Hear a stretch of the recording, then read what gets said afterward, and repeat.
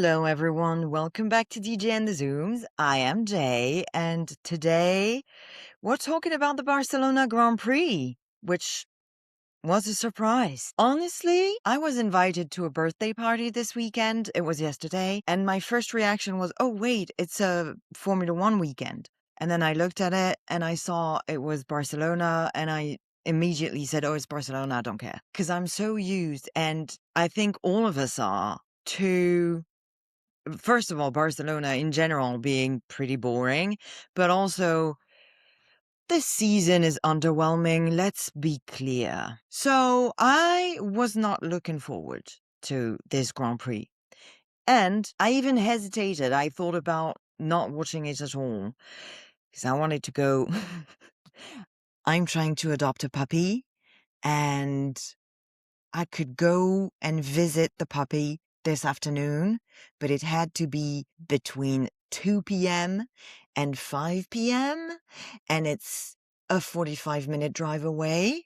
So whether I went early or late, I was missing the Grand Prix. I really thought about it, and I decided to stay, and I'm glad I did. But since I was at the birthday party yesterday, I didn't get to watch qualifying. I had it on my phone in the background, but so I saw, let's talk about it. So the two papaya laps going on caught my attention in Q3. And then suddenly, Oscar had finished his lap and there was a red flag and Lando couldn't finish his, which was a pretty fast one. So I guess, thank you, Charles, as usual.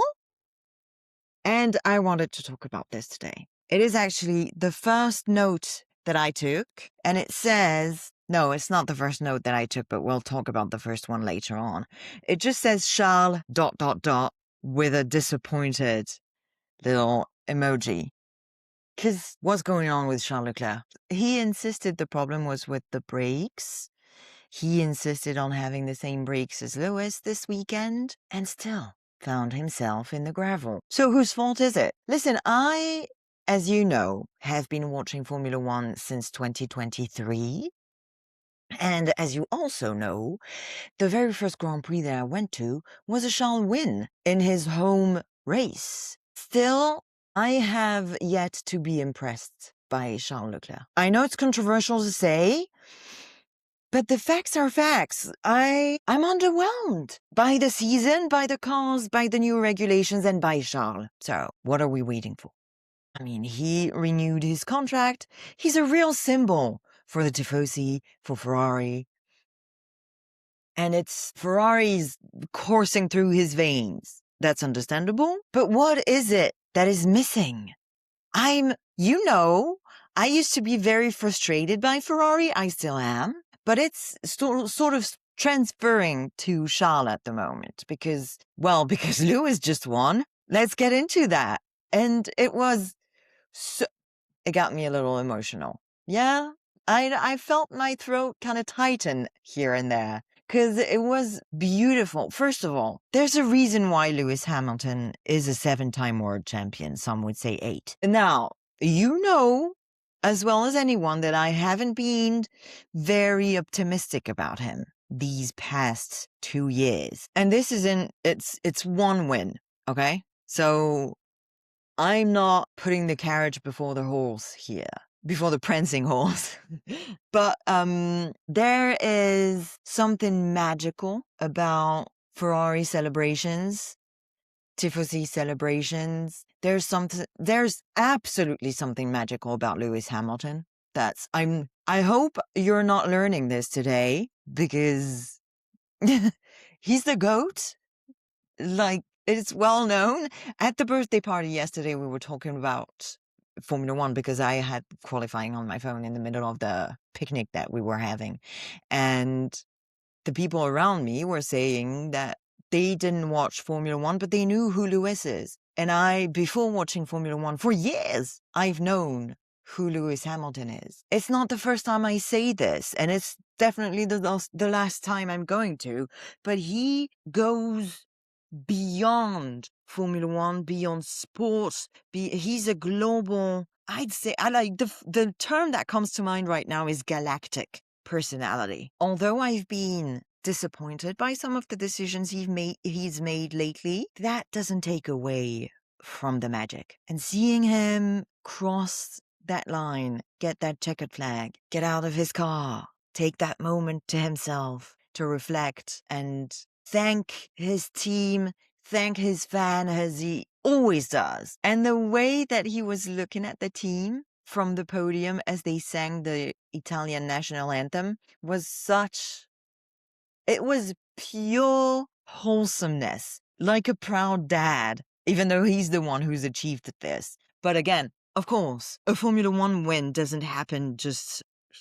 The driver isn't the only one who does it. That is also something that we discussed yesterday, is the fact that, and it's not the first time you hear me say that Formula One is an engineering competition and the drivers are not the engineers.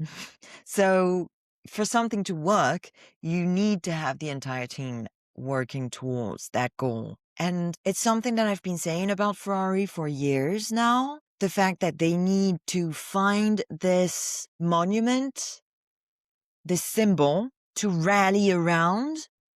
And I think, and I've been saying that I don't think Charles has the bite to be that person, because you need a firm hand, I believe.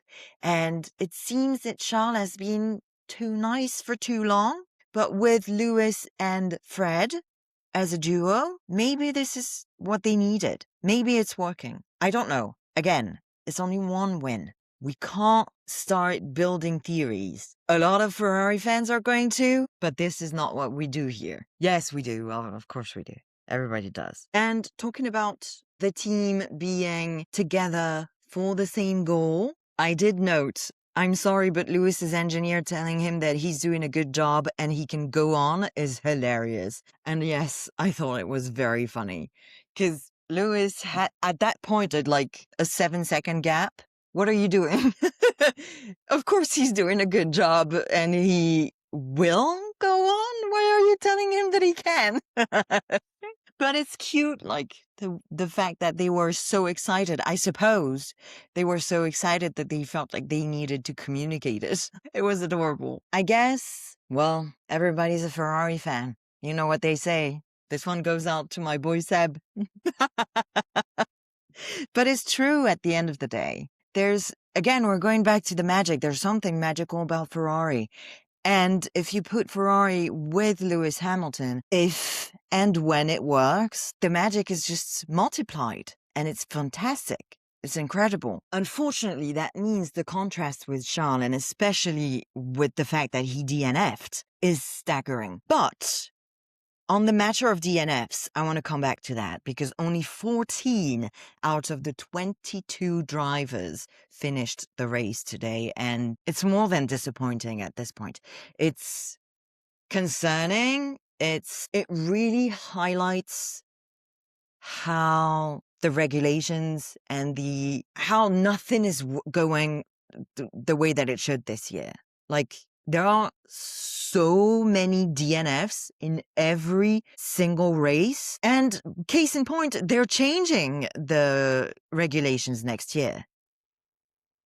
These really terrible ones will only last for 1 year, because everyone is noticing that it's not working. It is not happening. I can agree that some teams may not have gotten it, such as Aston Martin. And from the very beginning, they were struggling like really, really badly with a car that was so terrible to drive. It inflicted damage on their drivers. But that's only 2 cars. It's only one team. When you can see that every single team is having those issues time and time again, then the issue isn't with the team or the teams. Much like when a driver is having an issue time and time again, start to wonder if the problem is with the car. Anyway, there's something else I wanted to talk about today, because it pissed me off. Pardon my French.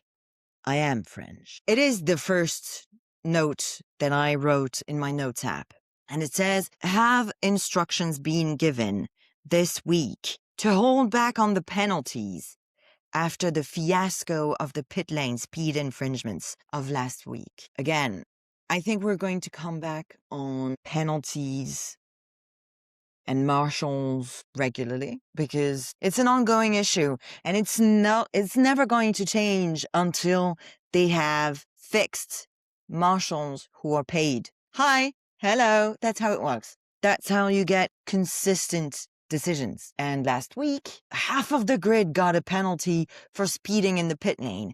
And then Alpine were the only ones to carry their complaint through.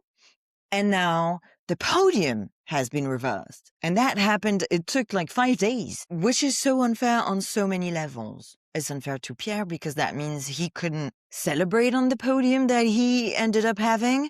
And it's unfair to Isaac, who celebrated on a podium that he ends up not having. Again, as a French, I'm torn. I hate this. And this week, you could see, first of all, the fact that they're investigating everything after the race now, like, just give the penalty, but give it, like, use your brains, use your common sense. If everyone's getting the same penalty, then maybe something is going on that has nothing to do with the way that the drivers are driving. Anyway, this isn't something that we're going to change because everybody's been screaming on the rooftops that we need marshals who are paid and who come back every week, the same people, so that they can actually start to build up some consistency. Much more influential people than me have said it, and still it doesn't change. So there is no hope because it's about money.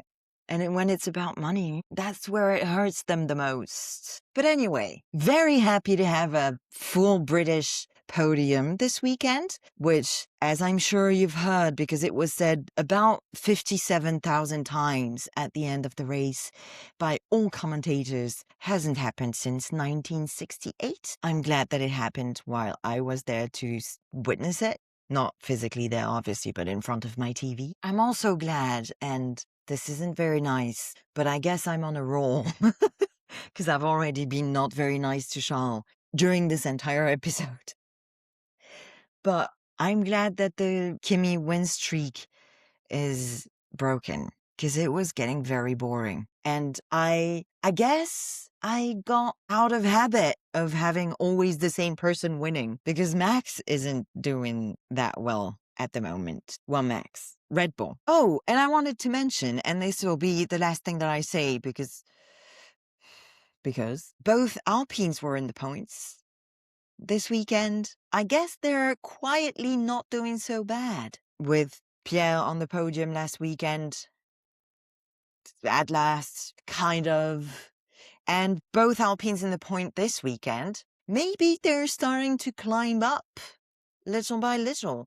We're only 7 races in. Anything can happen. We'll see. Thanks for listening until the end. Don't forget to like, subscribe, follow, boost, share, and do all the things that we do when we like a podcast and its hosts. I love you. Bye.